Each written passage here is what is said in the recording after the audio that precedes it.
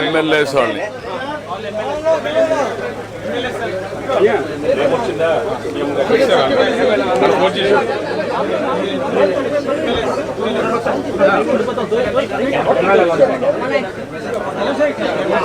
Thank you. నమస్కారం అమ్మా, బాగున్నారా? ఎండే కదా,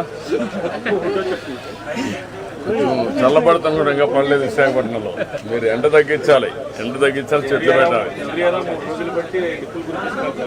బాగా. చూద్దాం బ్రీఫ్గా. సైలెన్స్. అందరికీ నమస్కారాలు. ఈరోజు నేను వరల్డ్ ఎన్విరాన్మెంటల్ డే రోజున విశాఖపట్నం వచ్చాను. మొట్టమొదటిసారిగా యూనివర్సిటీ క్యాంపస్లో చెట్టు పెట్టాను. యూనివర్సిటీకి ఒక డైరెక్షన్ కూడా ఇచ్చాం, ఒక యాక్షన్ ప్లాన్ తయారు చేయమన్నాను. ఇందులో క్యాంపస్ ఒక ఆదర్శంగా తయారు చేయాలి, నెట్ జీరో కాన్సెప్ట్ తీసుకోవాలి, 100 సంవత్సరాల చరిత్ర కలిగిన యూనివర్సిటీ, ఒక హిస్టారికల్ యూనివర్సిటీ, నాలెడ్జ్ ఉండే యూనివర్సిటీ, ఎంతోమందిని బ్రహ్మాండమైన నాయకుల్ని తయారు చేశారు, రాజకీయ నాయకుల్ని, ఆంటర్ప్రెన్యూర్స్ని, అండ్ ఆల్సో అకాడమిక్గా లీడర్స్ తయారు చేశారు. అలాంటి యూనివర్సిటీలో ఈరోజు నేను నెట్ జీరో కాన్సెప్ట్ని ఇంట్రడ్యూస్ చేసి, మీరు అన్నారు ఎండలు విపరీతంగా పెరిగిపోయినాయి, ఎన్విరాన్మెంట్ మొత్తం ఇంబ్యాలెన్స్ అయిపోయింది, ఎండలు ఎక్కువ ఉన్నాయి, లేకపోతే ఇమ్మీడియట్ థండర్ బోల్ట్స్. ఇది వాతావరణం యొక్క మార్పుల వల్ల ఇవన్నీ జరుగుతున్నాయి. దీనిపైన అందరం శ్రద్ధ పెట్టాల్సిన అవసరం ఉంది. ఇక్కడ నెట్ జీరోలో మొట్టమొదటి సోలార్ చూశాను. కరెంటు మనమే ఉత్పత్తి చేసుకోవాలి, చాలా అవకాశాలు ఉన్నాయి. ఇప్పుడు వీళ్ళు చేసింది చాలా, ఒక 1,16,235 KWH చేశారు. 5,18,000 రూపాయలు వీళ్ళు కొంత సేవింగ్ అవుతుంది. 100% ఇక్కడుండే ల్యాండ్ 450 ఎకరాలు ల్యాండ్ ఉంది. ఇందులో బిల్డింగుల పైన ఎక్కడెక్కడ పెట్టగలుగుతారో పెట్టి, చెట్లు పెట్టే ప్లేస్లో కాకుండా 100% యూనివర్సిటీకి కావాల్సిన కరెంటు వీళ్ళే ఉత్పత్తి చేసుకోవాలి. అవసరమైతే వీళ్ళు బయట ఇవ్వాలి, ఆ పరిస్థితి రావాలి. That is one principle. రెండో, చెట్లు. మొత్తం క్యాంపస్ ఈరోజు తిరుమలలో మీరు చూస్తే 89.5% గ్రీనరీ ఉంది. దానివల్ల ఈరోజు అక్కడ పోతే ఒక మ్యాక్సిమం డిఫరెన్స్ కనపడుస్తుంది. ఎండలకు టెంపరేచర్ కానీ, ఎండలు కానీ, ఇవన్నీ కూడా చాలా డిఫరెన్స్ వస్తాయి. ఇక్కడ 100% దాజీ అని హైదరాబాద్లో బ్రహ్మాండంగా చేశారు, వారిని కూడా పెట్టుకున్నాం. ఇక్కడ బయోడైవర్సిటీ పార్క్ కింద యూనివర్సిటీ తయారు కావాలి. ప్రపంచంలో ఉండే చెట్లన్నీ తీసుకొచ్చి అవన్నీ పెట్టి పిల్లలకి ఇది ఒక ఎక్స్పీరియన్స్ సెంటర్ కావాలి. అది కూడా ఒక డైరెక్షన్ ఇచ్చాం. మూడోది solid waste management, circular economy. హాస్టల్లో ఉత్పత్తి చేసే వేస్ట్ కానీ, కాలేజీలో ఉత్పత్తి చేసే వచ్చే వేస్ట్ కానీ, ఇవన్నీ కూడా 3 రకాలుగా కన్వర్ట్ చేయాలి. ఒకటి, ఫుడ్ లాంటి వేస్ట్ వెట్టంతా ఉంటే దాన్ని ఆటోమేటిక్గా కాంపోస్ట్గా తయారు చేసి చెట్లకు వాడుకోవాలి. చెట్లలో వచ్చే ఆకులు కూడా కాంపోస్ట్గా తయారు చేయాలి. 2, దాంట్లో వచ్చే వేస్ట్ అంతా కూడా ఒకవేళ అవసరమైతే బయోగ్యాస్ కూడా తయారు చేసుకోగలిగితే అది కూడా తయారు చేసుకొని కుకింగ్కి వాడుకుంటాం. మూడోది, ఏదైతే రీసైక్లింగ్ మనకు పంపించేదంతా మేము ఎట్లా స్వచ్ఛ పదం కూడా పెట్టాం, దానికి ఇచ్చి రీసైక్లింగ్ పంపించాలి.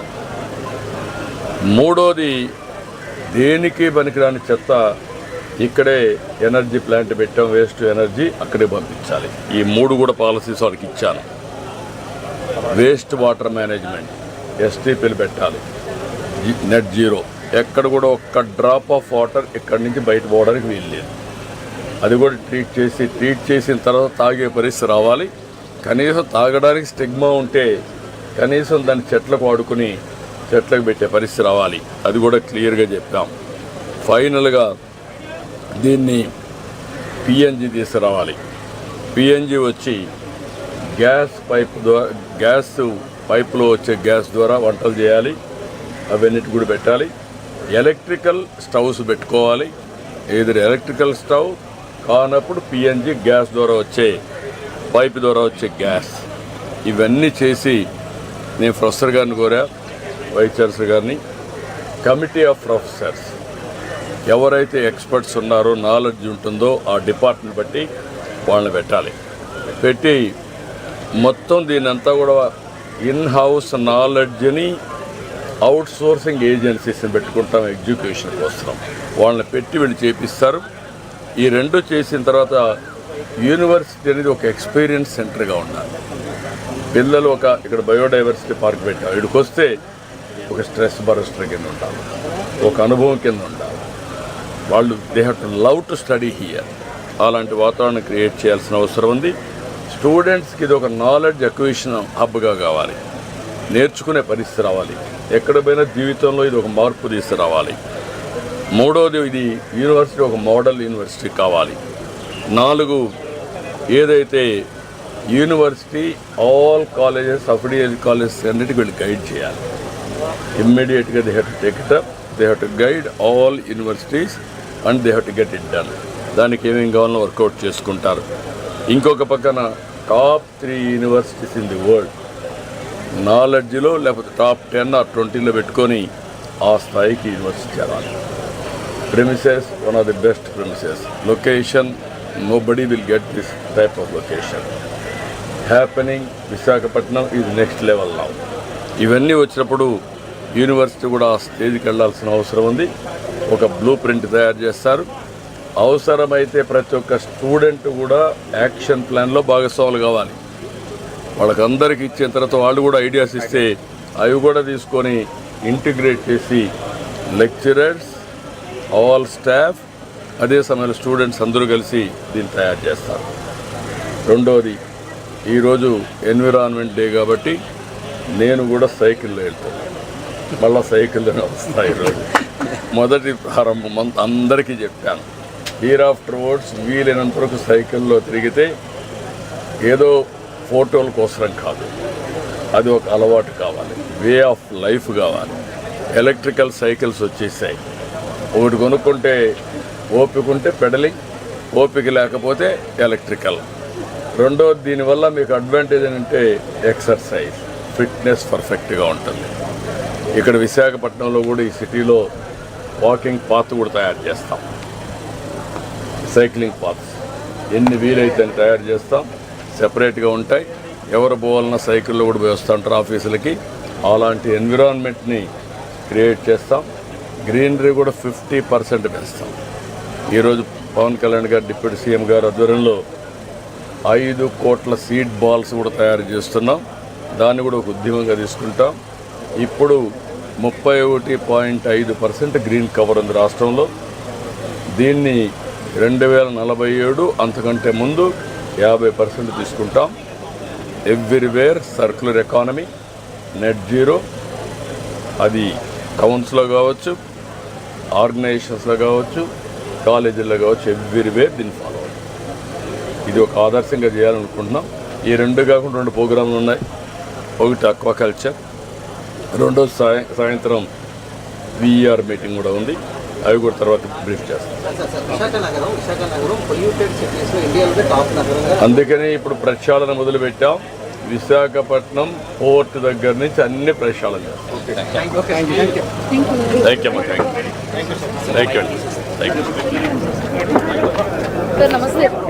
యూ అమ్మా. థ్యాంక్ యూ అమ్మా. బాగున్నారా? థ్యాంక్ యూ అమ్మా. బాగున్నారమ్మా? థ్యాంక్ యూ అమ్మా. బాయ్. థ్యాంక్ యూ అమ్మా. థ్యాంక్ యూ అమ్మా. థ్యాంక్ యూ అమ్మా. నమస్కారం అమ్మా. ఉండండి.